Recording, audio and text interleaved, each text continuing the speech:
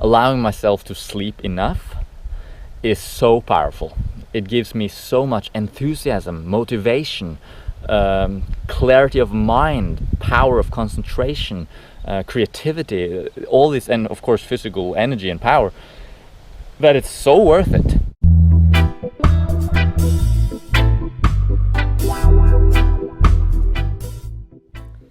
So there seems to be this idea that sleep is a waste of time.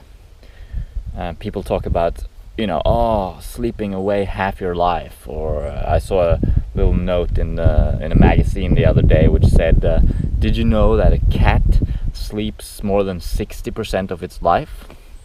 And we look at this as sort of total waste of time, right? Like laziness, just laying around sleeping. Such a passive, unproductive state. And I tend to disagree when it comes to sleep, both factually and experientially. So first of all, let's look at the facts. Sleep is not a passive state. Sleep is indeed an active state. A lot of people don't know this. A lot of people look at sleep as just another type of rest, right? When you're tired and you lay down on the couch and you rest, when you go to sleep, it's just more resting. That's what most people think. But in fact, when you go to sleep, you go into a different physiological state entirely. It's not just that you're resting. You're obviously resting as well. Your muscles are resting and your body is physically resting. And you're also resting in terms of not taking in any other mental input, sensory input. So you are resting, but you're also in a active recovery mode that doesn't happen when you're awake.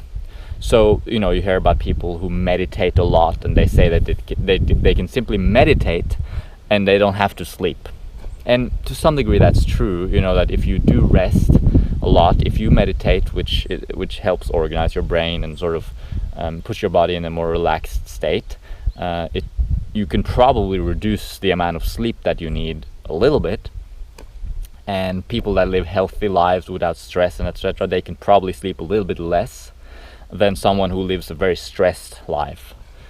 But you can never forego sleep entirely, because sleep, as I said, is an actual physiological state necessary in and of itself.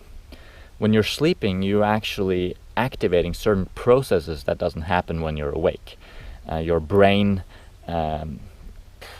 goes through this kind of process, almost like a defragmentalization. I think that's the word. It's sort of digesting sensory input and organizing it and creating long-term memories and that sort of thing. I'm not an expert on exactly what happens in terms of brain chemistry, but I know that there's a lot of things that happen when you're sleeping that will never happen when you're awake. No matter how restful you are, you need to go into that sleep state. The same is true with the body. Certain hormones are released during sleep that do certain work in the body and activates certain processes. So sleep is not a passive process. Sleep is an active process. Sleep is necessary in and of itself. So you're not wasting time when you're sleeping. You're not unproductive when you're sleeping. Quite on the contrary, you are doing a lot of things when you're sleeping. It's just that you're not conscious of it. And if the typical way of looking at things in our fairly superficial society, I would say, is to look at everything as, if you can't see results, if you can't see, if you're not making money, you're not productive. Or if you aren't aware, conscious, awake to experience something, then it's not worth it. I tend to disagree. Once again, I feel like sleep is, first of all, as we just established factually, sleep is a necessary physiological state that is productive in and of itself. You are recovering, you are building, you are repairing, healing, as well as structuring your brain and all that sort of thing. You will literally die without sleep. No one can go without sleep. You die. It's just that simple. How little sleep can you get by on? Well, that's a discussion. That's an ongoing discussion. Most scientific literature tends to point towards the fact that as you go below 8 hours of sleep per night, you invariably run into sleep deprivation symptoms, poor concentration, slower reaction time, that sort of thing. So that's definitely a minimum, I would say, 8 hours. And then it's very individual. Personally, I sleep around 9 to 10 hours per night, and I think that's what most people actually do if they allow themselves enough time to truly sleep in a healthy, conducive environment for good sleep. But that's another discussion. The other thing about sleep is that experientially, in my experience anyway, sleep is wonderful.